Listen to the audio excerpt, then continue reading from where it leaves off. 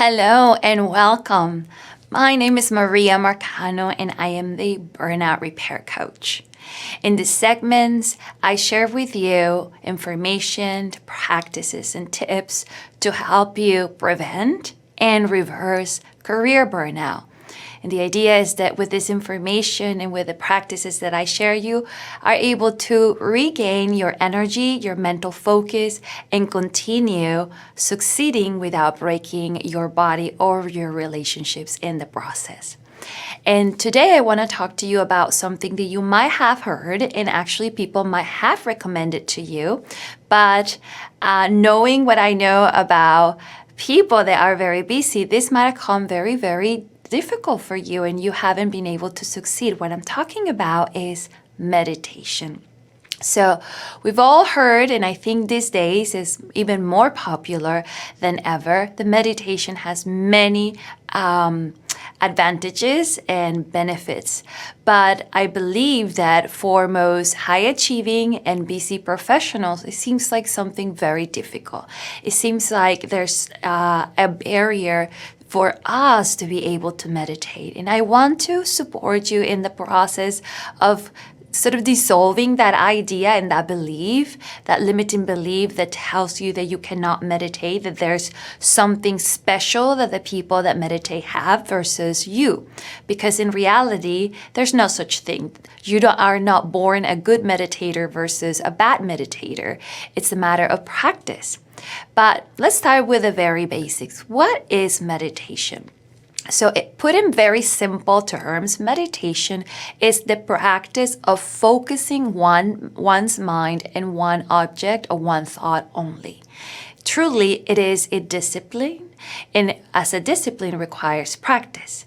So meditation is not necessarily a number of things that you do or a specific way to do it or even a specific technique to use. All of these techniques have the same aim. It is to sober and focus the mind in one thing and one thing only.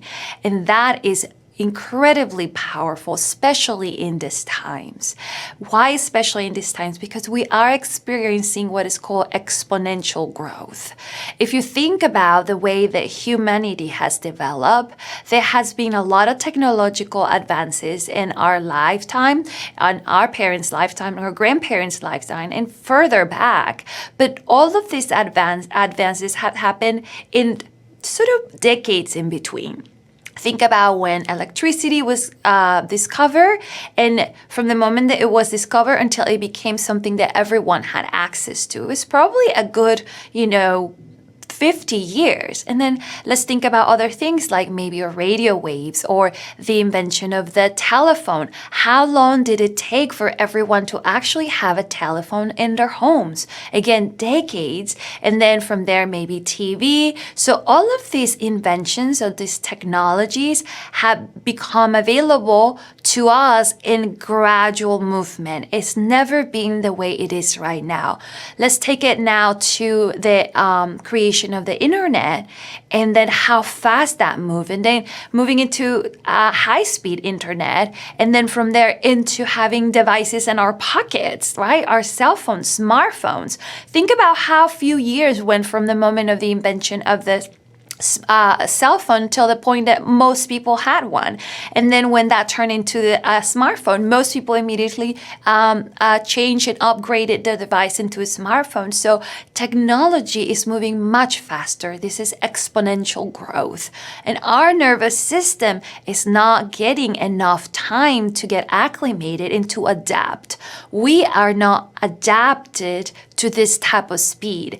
And then that is when meditation is crucial, because meditation builds within your nervous system the possibility of resilience and to focus in a world where we are now inundated with messages, with information, with images everywhere we go. And again, we haven't had the time to evolve at the speed of machines.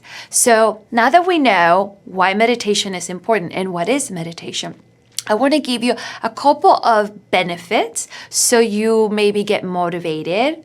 And if you have tried it, maybe you get remotivated to come back and to learn to meditate. So meditation is not one of those things where it truly is just philosophical. There is so much research around meditation.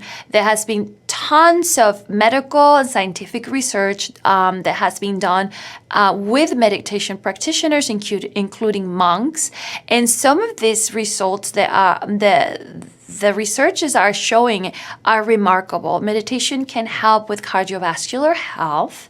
It can help boost your immune system. It can help solve issues with sleep disorders. It can help with mood conditions such as depression or anxiety. It can help with memory, with mental focus, with problem solving. It changes the hormonal makeup of the individual, so it can create hormonal balance. It can improve your digestion. It can also increase the number of hormones that boost your mood, such as serotonin and dopamine. I mean, the benefits are countless. It actually also can help people with some conditions that are chronic around pain. It lessens pain because the inflammation in the body can be lessened when the nervous system is not in a sympathetic space. So basically, it helps with absolutely everything. And once you become an avid meditator, a good meditator, you actually will find out that your body is going to crave. It's going to ask you for these times where you are in stillness and focusing on one thing and one thing only. Think about it as giving your brain a break. Right? Your brain is always having to solve problems and observe and interpret and give you perception, information, and feedback about the environment. When you meditate, you shut the environment off. You go within. Your senses are not being stimulated, and so your nervous system gets an incredible reset. But why is it so difficult to meditate?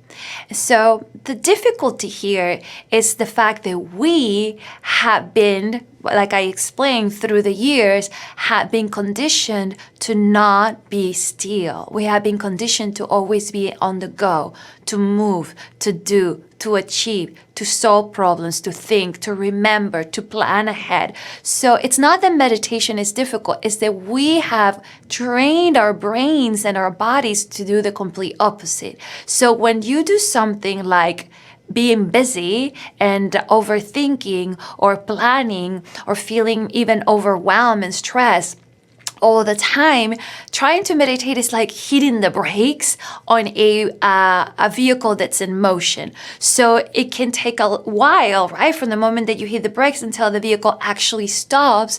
And if you try too hard, it's just like an abrupt and violent type of thing, and it doesn't feel good, right? It feels uncomfortable. So the problem here is that we have not created the setting, the environment where the body and the mind responds to meditation well. So let me give you a couple of tips. If you have never tried meditation, or if you tried it before and have gotten frustrated, I want you to understand this is why. So I gave you the example of the vehicle, but let me give you an example that might be more familiar to all of us. And this is something that one of my teachers taught me once.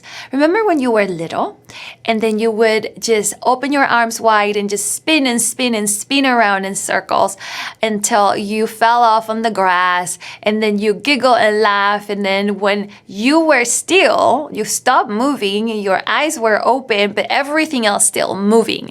The world was still spinning in your head.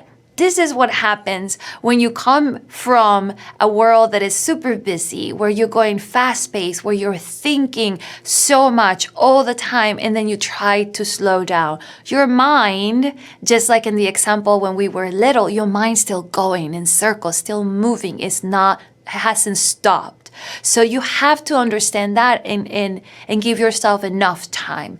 That is why sometimes when you try to do meditations that are 5 minutes or less, it feels like you didn't get anywhere. So one of my first suggestions will be to try to give yourself at least 10 minutes, ideal 15. So then, in the example, that spinning stops. So that space from the moment that you stop going fast in circles and then that your mind actually starts to slow down happens. Because if you do your meditation practices for too short a period of time, you might never get there and you'll get frustrated and then you feel that nothing's happening. So my first tip is to make sure that you give yourself 10 to 15 minutes, because the first 5 minutes is going to be your world spinning around still. The second tip I wanted to give you is to help yourself shutting down your senses. What do I mean by that? Is your sense of smell, of hearing, your eyesight, all of those things, they're always active and they're picking up everything from the environment. So things that you can do, and that Dr. Joe Dispenza actually promotes this, and it's something that I never did myself, but now I can realize how that this could have been helpful in my journey, is to use cover your eyes with just one of those sleeping masks that you can buy anywhere. Just cover your eyes with a mask. You might even use earplugs. Make sure that you are in a place where you're not going to be interrupted, obviously.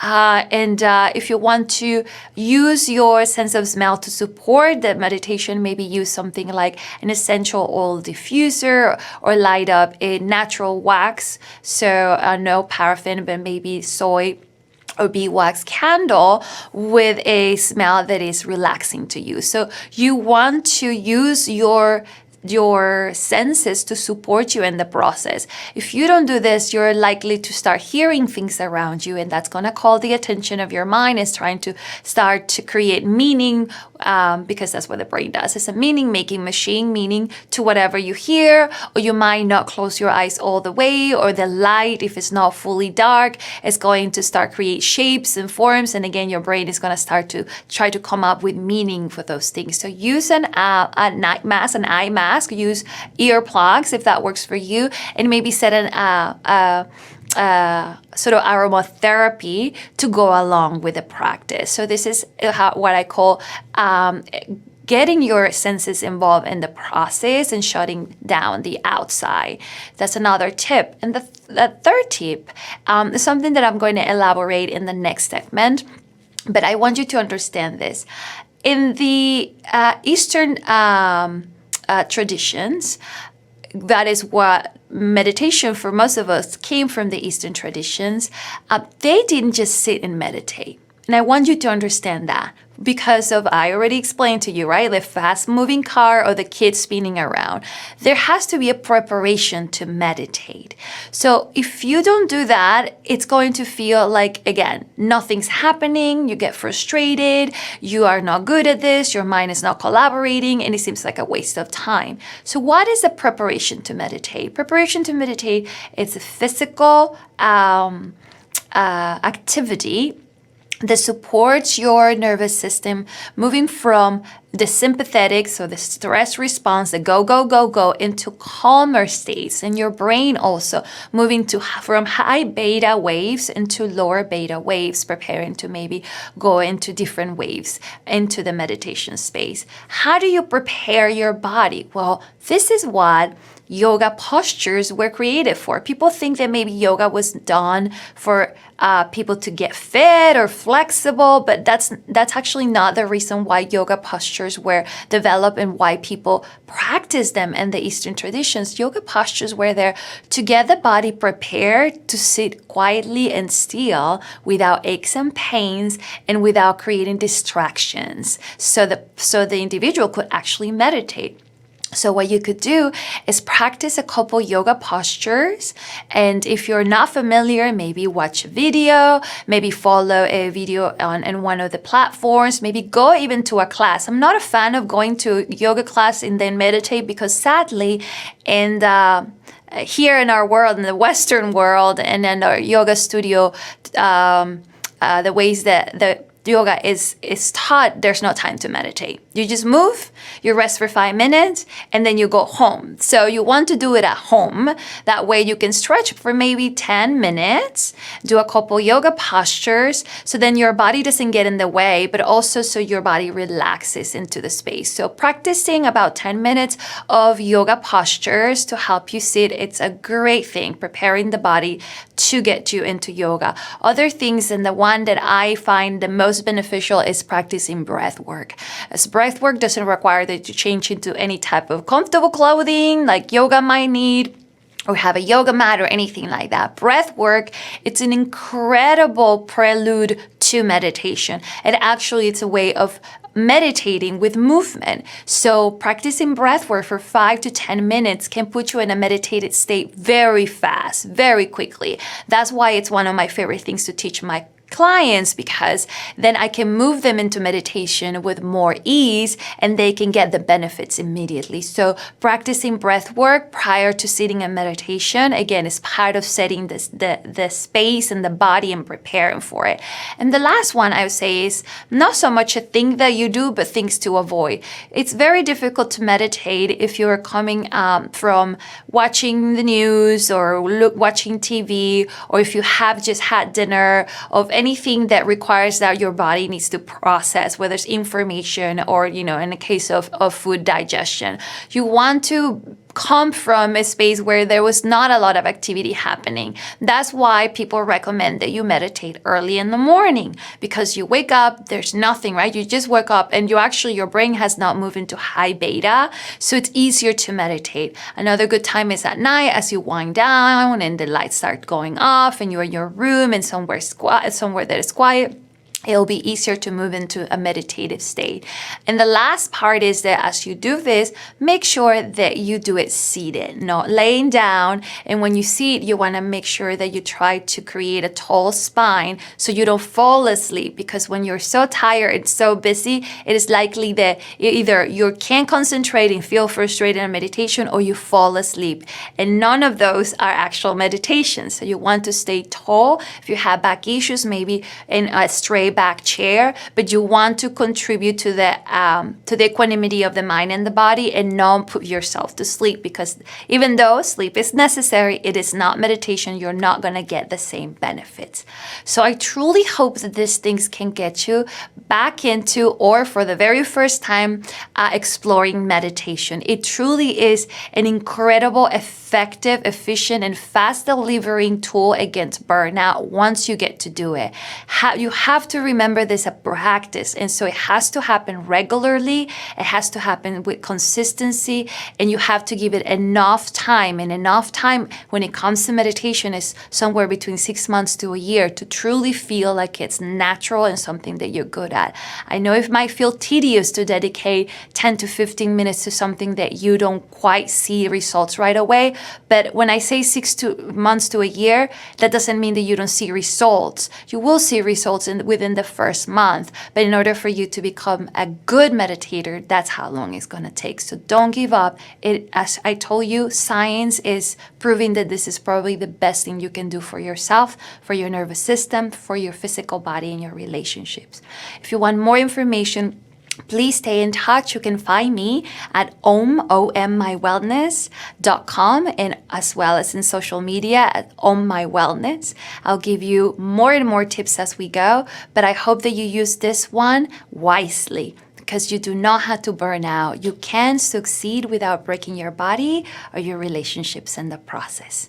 Thank you.